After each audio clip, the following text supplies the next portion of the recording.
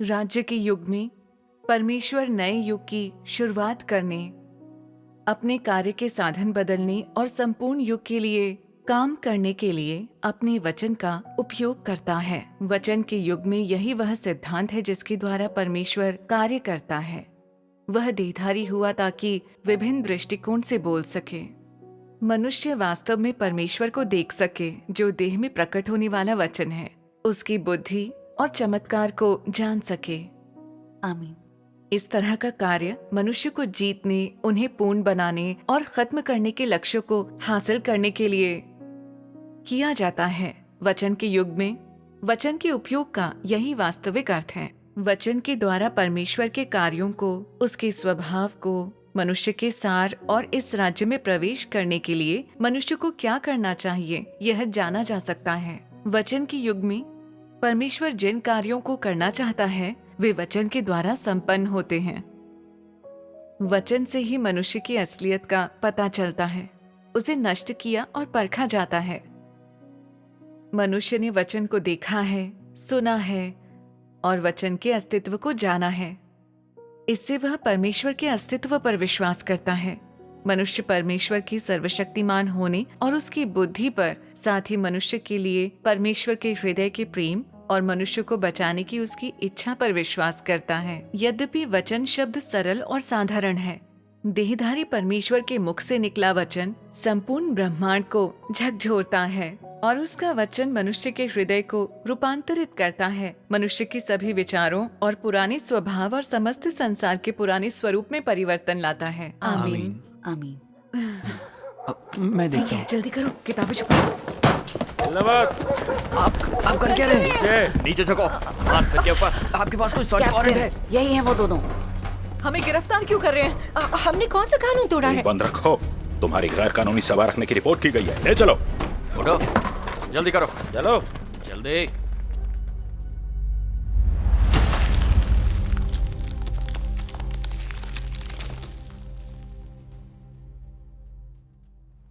चंजावाई, तुम्हारी पत्नी का सर्वशक्तिमान परमेश्वर में विश्वास रखना कोई मामूली बात नहीं है। तुमने इसकी रिपोर्ट क्यों नहीं की? सर, हमारा संविधान हमें आस्था की आजादी देता है। मेरी पत्नी की आस्था न तो गैर कानूनी है और न ही उसने कोई जुर्म किया है। मैं सही चीज की रिपोर्ट क्यों करूंगा? बेवकूफ! इतने सालों तक पार्टी की शिक्षा पाने के बाद भी तुम्हें कुछ नहीं पता। सर्वशक्तिमान परमेश्वर की कलीसिया का खात्मा करना ही सरकार का सबसे बड़ा लक्ष्य है। तुम्हारी पत्नी की आस्था हमारी पार्टी की नीति के खिलाफ है। यह गैर कानूनी है। अब समझ आया? क्या तुम्हें सैन्य कानूनों के बारे में नहीं पता? सैनिक और उनके परिवार वाले कभी भी धार्मिक नहीं हो सकते। ये एक राजनीतिक समस्या है। जो कोई भी इस कानून का उल्लंघन करेगा उसे दंड देकर पार्टी और सेना से बाहर निकाल दिया जाएगा। सर, मैं समझ गया।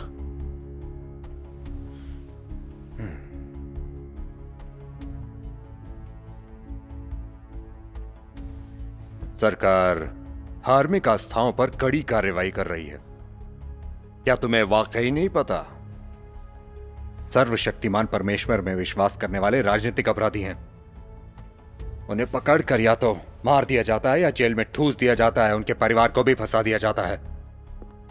अपनी पत्नी से कहो कि वो अपनी आस्था छोड़ दे। समय बर्बाद मत करो। तुम्हें अपने भविष्य के बारे में सोचना होगा। सर, मुझ पर भरोसा रखें। मैं वादा करता हूं उसे अपनी आस्था छोड़ने के लिए राजी करने की पूरी कोशिश करूंगा।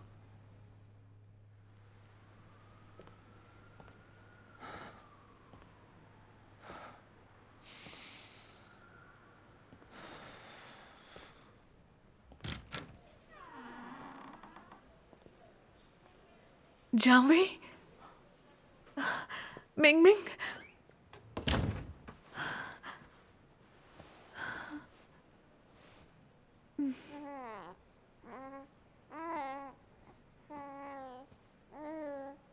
इन दिनों तुम्हें बहुत परेशानी हुई है ना?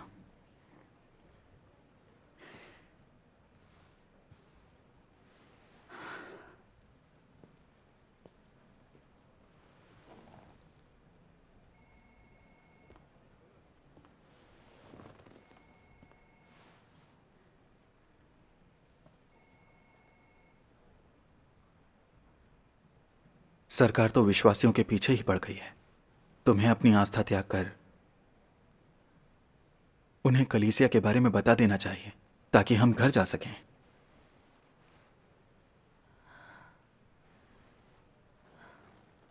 तुम जानते हो मैं सही मार्ग पर हूं और तुमने मेरे अंदर आए बदलावों को भी देखा है। तुम इस मामले में कम्युनिस्ट पार्टी का साथ कैसे दे सकते हो? मैं जानता हूं ये सही मार्ग है, मगर पार्टी चुन चुन कर विश्वासियों का खात्मा कर रही है। तुम्हारी आस्था तुम्हें जेल पहुंचाएगी और मुझे सेना से निकलवाएगी। फिर अगले साल मुझे कोई नौकरी भी नहीं मिलेगी। हम अपना गुजारा कैसे करेंगे?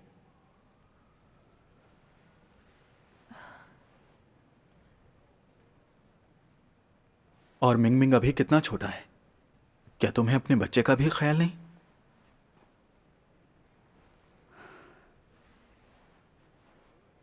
मेरी आस्था कोई जुर्म नहीं, इससे तुम्हारा भविष्य क्यों खराब होगा? ये तो हद हो गई। मैं क्या करूं? यही पार्टी की नीति है। वो हर हाल में धर्म और धार्मिक लोगों को मिटा देना चाहते हैं। इससे मेरे भविष्य पर असर कैसे नहीं पड़ेगा?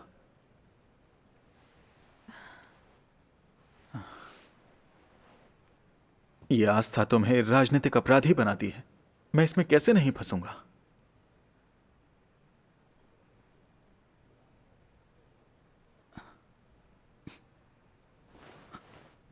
हमारे पास अब दो ही रास्ते हैं। या तो तुम अपनी आस्था छोड़ने का वादा करो ताकि सब कुछ ठीक रहे, या फिर हम तलाक ले लेते हैं और तुम अपनी आस्था पर बनी रहो।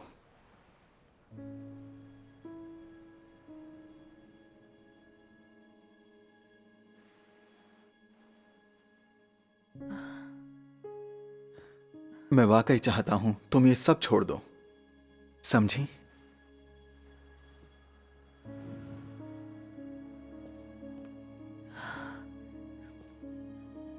सोचा नहीं था मेरी आस्था का असर तुम्हारे करियर पर पड़ेगा।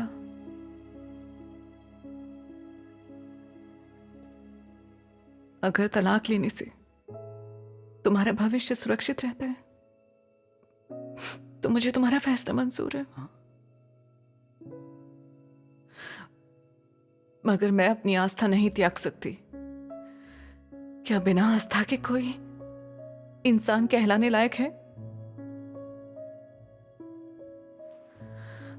मैं ऐसा नहीं कर सकती। मैं जानता था तुम मेरी बात नहीं मानोगी।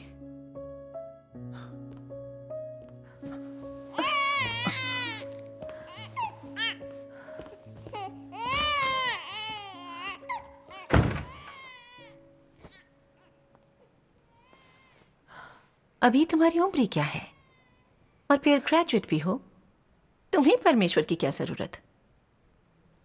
अगर तुम्हें जेल हो गई और तुम्हारे पति ने तुम्हें तलाक दे दिया तो तुम्हारा परिवार ही खत्म हो जाएगा, तो क्या फायदा? चलो।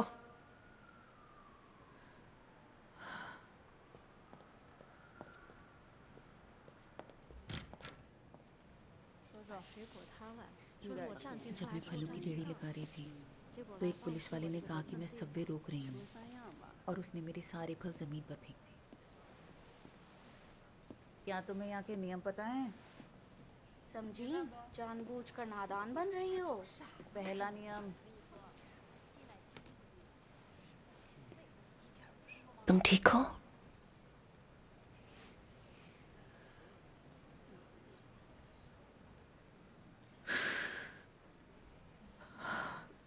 मैंने कभी नहीं सोचा था कि मेरे पति इस मामले में मुझे छोड़कर पार्टी का साथ देंगे। वो मुझसे तलाक लेना चाहते हैं।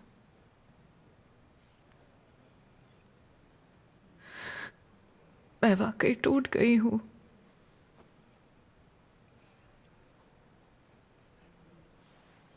परमेश्वर से प्रार्थना करो, वो तुम्हें जरूर शक्ति देगा। मुझे परमेश्वर के वचन याद आए। कई जगहों पर परमेश्वर ने सीनियों के देश में विजेताओं के एक समूह को प्राप्त करने की भविष्यवाणी की है। चूंकि विजेताओं को दुनिया के पूर्व में प्राप्त किया जाना है, इसलिए परमेश्वर अपने दूसरे देह धारण में जहां कदम रखता है वो निसंदेह सीनियों का देश है, जहां बड़ा लाल अजगर कुंडली मारे पड़ा है। वहां परमेश्वर बड़े लाल अजगर के वंशजों को प्राप्त करेगा ताकि वो हारे और शर्मिंदा हो। ईश्वर भयंकर कष्ट उठा रहे इन लोगों को जागृत करेगा, इन्हें पूरी तरह से जगाएगा। वो उन्हें कोहरे से बाहर निकालेगा और उनसे उस बड़े लाल अजगर को अस्वीकार करवाएगा। वे अपने सपने से जागेंगे, बड़े लाल अजगर के सार को जानेंगे, परमेश्वर को अपना संपूर्ण हृदय देने में सक्षम होंगे, अंधेरे की ताकतों के दमन से बाहर निकलेंगे, दुनिया के पूर्व में खड़े होंगे और परमेश्वर की जीत का सबूत बनेंगे। केवल इसी तरीके से परमेश्वर महिमा प्राप्त करेगा। आमीन। हमें परमेश्वर से प्रार्थना और उस पर भरोसे की जरूरत है। परमेश्वर हमारी आस्था और प्रेम को पूर्ण बनाने और हमें शैतान का, परमेश्वर विरोधी और मानव जाति को नष्ट करने वाला सत्य दिखाने के लिए परीक्षा लेता है। इस गिरफ्तारी से मैंने जाना कि कम्युनिस्ट पार्टी कितनी दुष्ट है। वे सब वाकई राक्षस हैं। बड़ा लालच कर बहुत दुष्ट है। वो हमें जितना सताएगा, हमें उतना ही परमेश्वर के लिए गवाही देकर शैतान को शर्मिंदा करना होगा। आपने सही कहा। परमेश्वर से प्रार्थना करते ही मेरी आस्था और मजबूत हो जाती है। चाहे मुझे कितनी भी पीड़ा सहनी पड़े, मैं हर हाल में गवाही दूंगी। परमेश्वर का धन्यवाद।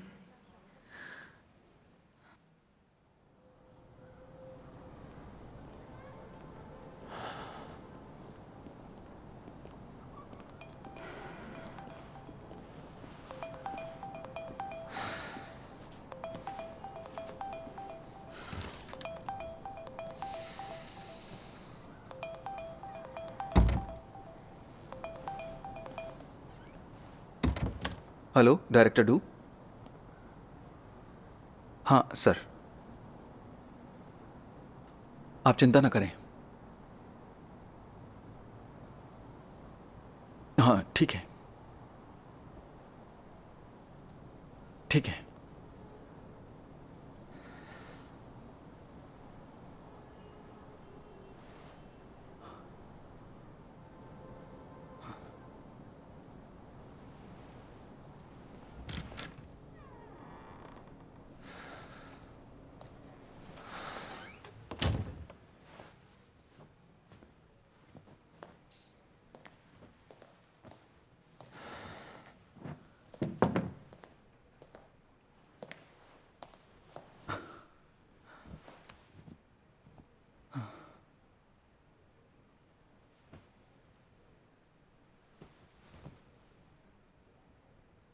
अगर मैंने अपने बॉस की मदद ना ली होती तो तुम अभी जेल में होती, वरना कुछ ही हफ्तों में तुम्हें क्यों जाने देते।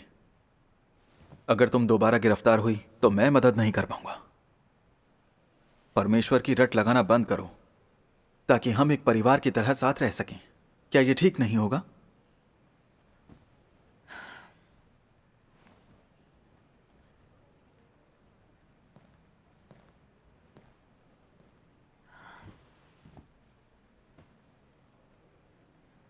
कुछ दिनों से मैं सोच रही थी कि मेरी आस्था का मार्ग बहुत मुश्किल होता जा रहा है। शायद मुझे फिर से जेल भेज दिया जाए, पर मैं अपनी आस्था का त्याग नहीं कर सकती। मैं सच्चे परमेश्वर में विश्वास करती हूँ और यही सही मार्ग है। मैं परमेश्वर के बिना नहीं जी सकती। तुम जानती हो तुम्हारी आस्था तुम्हें गिरफ्तार करा सकती है, तुम फिर भी नहीं मान रही। मुझे समझ नहीं आता ज्यादा जरूरी कौन है, परमेश्वर या परिवार? मेरी रेजिमेंट के हेड हर रोज मुझे कॉल करके कह रहे हैं कि अगर तुमने अपनी आस्था नहीं छोड़ी तो मुझे नौकरी से निकाल दिया जाएगा। मुझे कुछ समझ नहीं आ रहा। मेरी तनख्वाह के बिना हमारा गुजारा कैसे चलेगा? जावई, जैसे कि कहावत है, परमेश्वर एक दरवाजा बंद करता है तो दूसरा खोल देता है। हमारी किस्मत परमेश्वर के हाथों में है, ना कि सीसीपी के।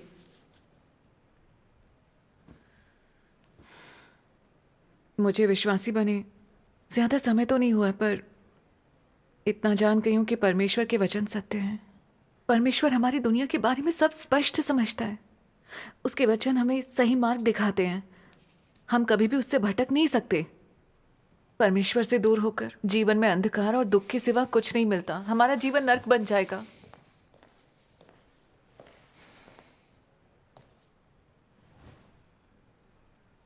मैं जान गई हूं कि सीसीपी शैतान है। वो परमेश्वर का विरोध और उसके चुने लोगों को कुचलती है। सीसीपी की बात मानने से हमें विनाश के अलावा और कुछ नहीं मिलेगा, जबकि परमेश्वर का अनुसरण करने से हमें आशीष मिलेगा।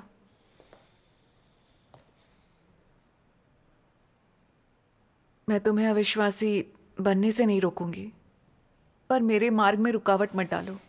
मैं तो आस्था के मार्ग पर ही चलूंगी। तुम मेरे भविष्य को तबाह करने पर तुली हो। जब तक मैं जिंदा हूं ऐसा नहीं होने दूंगा। मैं अपनी मर्जी से आस्था रख रही हूं, तुम दखल मत दो।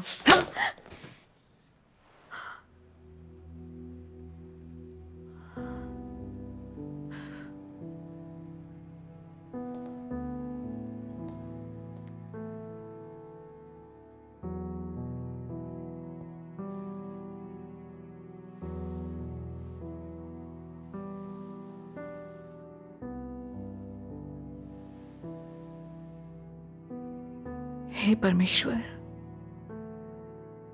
पार्टी मुझे गिरफ्तार कर सकती है और अब मेरा पति भी मुझ पर दबाव बना रहा है। उसे मुझसे तलाक चाहिए। मैं अपने बच्चे को नहीं छोड़ सकती।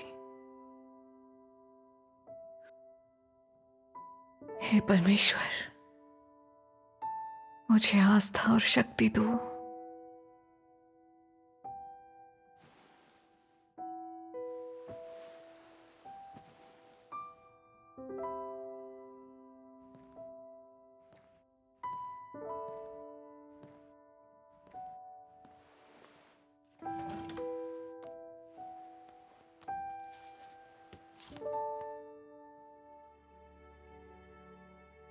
परमेश्वर द्वारा मनुष्य के भीतर किए जाने वाले कार्य के प्रत्येक चरण में बाहर से यह लोगों के मध्य अंतः क्रिया प्रतीत होता है, मानो यह मानव व्यवस्थाओं द्वारा या मानवीय हस्तक्षेप से उत्पन्न हुआ हो।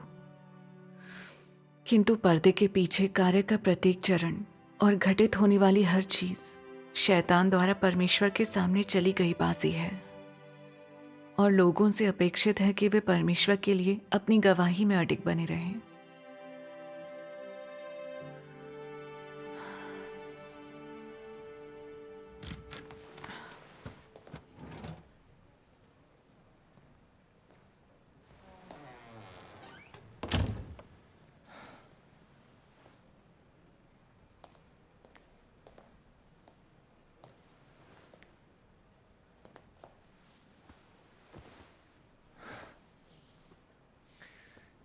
मैं आज अपना आपा खो बैठा था। मैं गलत था।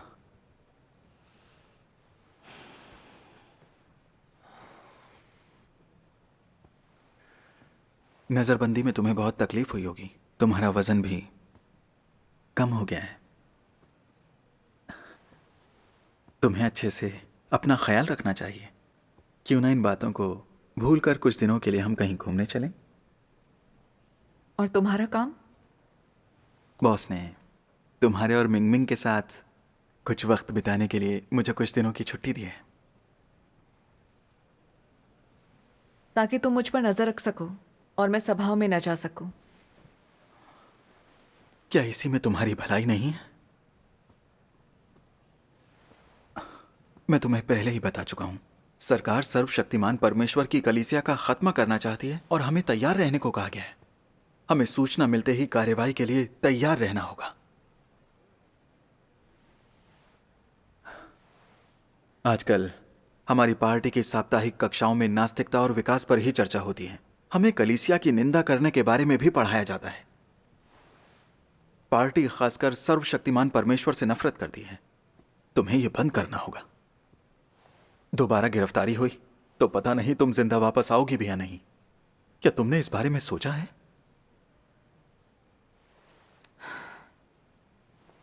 बेशक सोचा है। सर्वशक्तिमान परमेश्वर से सीसीपी नफरत करती है। वो विश्वासियों पर अत्याचार करती है। वो किसी को भी नहीं छोड़ेगी।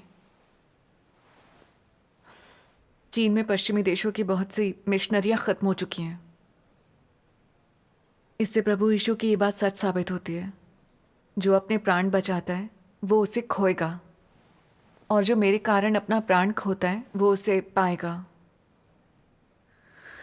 सीसीपी के शासन में परमेश्वर में विश्वास करने के लिए मजबूत आस्था की जरूरत है, ताकि अंत तक उसका अनुसरण कर सकूं। मैं अपनी आस्था के मार्ग पर डटे रहने का निश्चय कर चुकी हूं। तुम इतनी जिद्दी क्यों हो? सीसीपी एक अतिवादी पार्टी है। अगर तुम नहीं मानी तो वो तुम्हारी जान लेने के साथ पूरे परिवार को इसमें घसीट लेंगे। तुम्हें समझ में क्यों नहीं आती? समझदार इंसान हालात के मुताबिक काम करता है।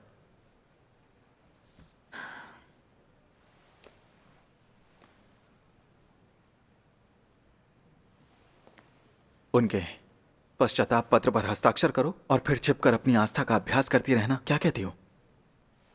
तुम ऐसा कैसे कह सकते हो? पश्चाताप पत्र पर हस्ताक्षर कर दूं?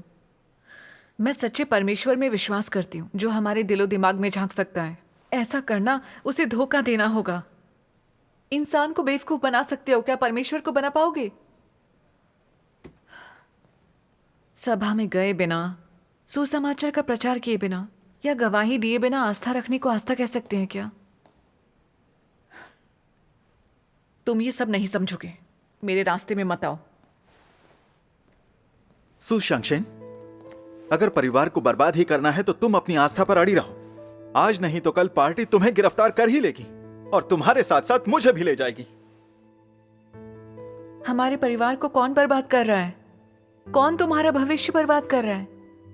कम्युनिस्ट पार्टी कर रही है, जिस पर तुम विश्वास करते हो।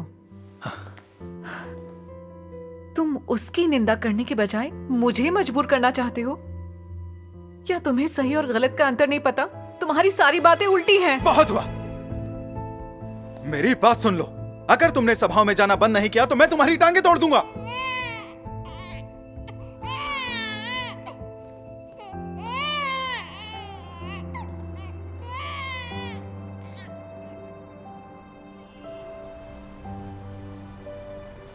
शियांगशिन, मैंने सुना है कि तुम्हारा पति हर जगह तुम्हारा पीछा कर रहा है। तुम यहाँ तक कैसे पहुंची? ये सच है कि वो हर जगह मेरे पीछे पीछे घूम रहे हैं, पर आज उनकी नजर हटते ही मैं वहां से निकल आई। परमेश्वर का धन्यवाद। तुम ये सब आखिर कैसे संभाल रही हो? लीजिए। शुक्रिया। मैंने इन परीक्षणों से काफी कुछ सीखा है। पहले जब मेरे पति मुझे रोकने की कोशिश करते थे, तब मैं अपनी आस्था और कर्तव्य को लेकर बहुत प्रेरित थी। मुझे लगता था कि मेरी आस्था बहुत मजबूत है। लेकिन अब जब मेरे पति को मुझसे तलाक चाहिए, तो इसका सामना करना मेरे लिए काफ़ी दुखद और मुश्किल है। मैं समझती हूँ। मैंने जाना है कि मेरा आध्यात्मिक कद कितना छोटा है। मुझ में सत्य के लिए पीड़ा सहने का संकल्प नहीं है। मैंने परमेश्वर के इन वचनों को याद किया। विश्वासी और अविश्वासी संगत नहीं है, बल्कि वे एक दूसरे के विरोधी हैं। आमीन। आमीन। मेरे पति विश्वासी नहीं है। हम दोनों के रास्ते बिल्कुल अलग हैं। सही कहा। मैं जानती हूँ कि अगर हमने तलाक लिया तो मैं आज़ाद होकर अपने कर्तव्य पर ध्यान दे पाऊंगी। ये अच्छी बात है। ये परमेश्वर का मुझे दिखाया गया एक मार्ग है। हाँ। अब मेरे अंदर सच्ची आस्था है। परमेश्वर का धन्यवाद। मुश्किलों का सामना करके आखिर तुम ये बात समझ ही गई। ये परमेश्वर का आशीष है। परमेश्वर का धन्यवाद। ये भजन मुझे काफी ज्यादा प्रेरणा देता है। You must suffer for the truth, must give yourself to the truth, endure humiliation nation for the sake of the truth. You must go through more suffering to gain more and more of the truth. This is what you should achieve. This is the duty you should do. You must not throw away the truth for a peaceful family life. Keep your dignity and integrity. Never ever cast them aside for pleasures gone tomorrow. You must pursue all that is good, pursue all that is beautiful. You should seek a path in life that is more meaningful.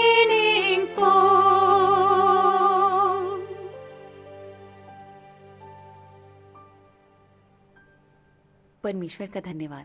अत्याचार का सामना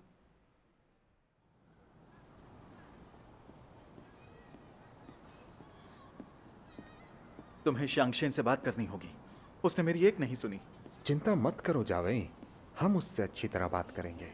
हम उसका दिमाग ठिकाने लगा सकते हैं। उस पर लगाम मैं लगाना दोनों से बहुत बात जरूरी करता है। हूं। ये काफी चिंता की बात है। हे परमेश्वर, मेरा साथ देना। चाहे वो लोग कुछ भी करें, मैं तुम पर भरोसा करके गवाही देना चाहती हूँ। इस बात से तुम्हें चिंता तो होती है। वो लड़की वो ऐसी कैसे बन गई?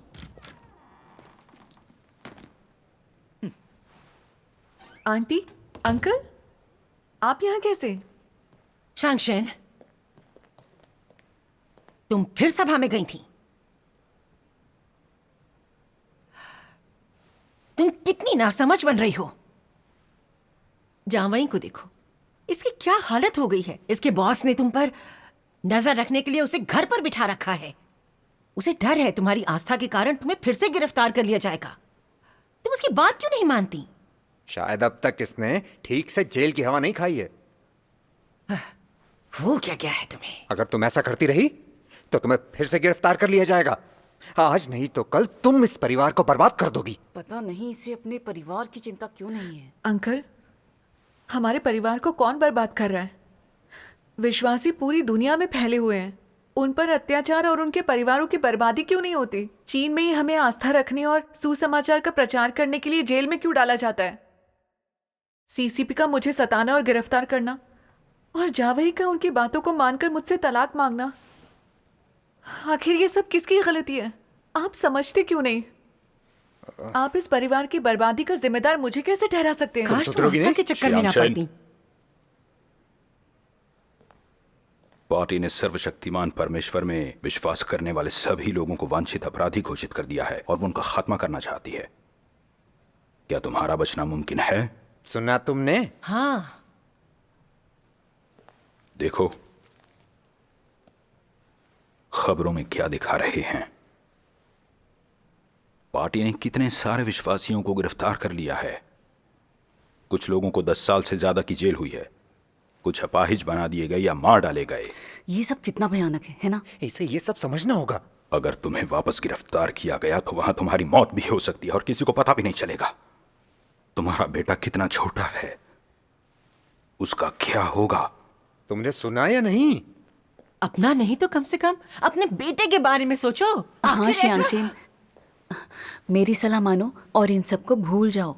मिंगमिंग का ध्यान रखो और जामवेई को बेफिक्र होकर काम करने दो। क्या एक बेहतर पारिवारिक जीवन होना सबसे अच्छा नहीं है, है ना? शांगशेन, हमें सच्चाई को देखना होगा। पार्टी विश्वासियों को सताती है और ये बहुत दुष्ट है। मगर सच्चाई ये है कि तुम चीन में रहती हो। बिल्कुल। चीन में आस्था रखने का मतलब है जेल जाना। हम आम लोग हैं, हम पार्टी का सामना नहीं कर सकते। घर पर अच्छी जिंदगी बिताने में आखिर मेरी क्या बात हर्ज है? मानो और अपनी आस्था को त्याग दो। अपनी जिंदगी जीना ज्यादा जरूरी है। हाँ, अपने अंकल की बात मानो। आप सब सही कह रहे हैं। मैं आपको भी गलत नहीं कहती, क्योंकि आप परमेश्वर में आस्था रखने का मतलब नहीं समझते। मैं अपनी आस्था के लिए अपनी जिंदगी को खतरे में क्यों डालूंगी? क्योंकि सर्वशक्तिमान परमेश्वर ही लौट कर आया प्रभु यीशु है और उसने कई सत्यों को व्यक्त किया है। वो शैतान के प्रभाव और आपदाओं से आजाद होने के लिए मानव जाति का मार्गदर्शन कर रहा है। ये मौका जिंदगी में एक बार ही आता है। इसे कुछ समझ क्यों नहीं सीसीपी आता? विश्वासियों को सताने के पीछे इतनी पागल इसलिए क्योंकि उसे डर है कि कहीं सभी लोग सत्य को स्वीकार करके परमेश्वर का अनुसरण कर उसके राज्य में न चले जाएं। यही उसकी साजिश है। मैं सर्वशक्तिमान परमेश्वर का अनुसरण करूंगी, फिर चाहे मुझे जेल ही क्यों न जाना पड़े। तुम इतनी जिद्दी क्यों हो? मुझे मनाने की कोशिश बंद कीजिए। मैं आपके लिए कोई मुसीबत नहीं हूँ। इसे च्याओशेन, तुम किसी की बात नहीं मानोगी है ना? तुमने अब तक तकलीफें झेली नहीं है, तुम पार्टी की ताकत को नहीं जानती। हम इसमें कुछ नहीं कर सकते। ठीक है, फिर मैं पुलिस में तुम्हारी रिपोर्ट कर देता हूँ, फिर वही तुम्हारी खबर लेगी। हाँ, ये तुम क्या कर रहे हो? होना था। क्या तुम बहुत हो गया। इतनी जिद्दी कैसे हो सकती है? क्या तुम सच में इसे पुलिस के हवाले करने जा रहे हो?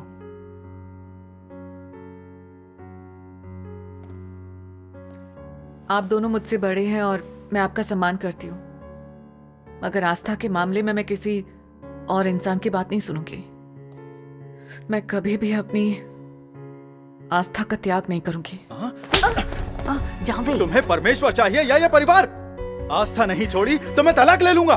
जावेद, जावेद, जावेद, जावेद, जा। हद है।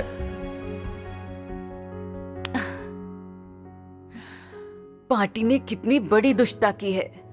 उन्हें तलाक लेने पे मजबूर कर दिया। एक हंसते खेलते परिवार को बर्बाद कर दिया। हमारे हाथ बंधे हुए हैं। सुशांशन, कल जब हम तलाक के कागजात पर दस्तखत करेंगे उस वक्त मेरे बॉस मेरे साथ ही होंगे।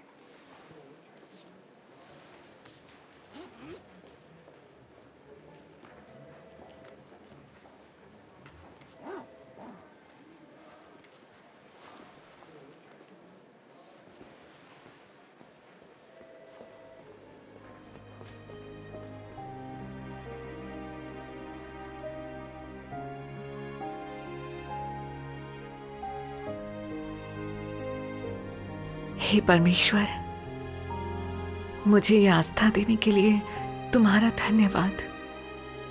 मैं अंत तक तुम्हारा अनुसरण करने की कसम खाती हूँ।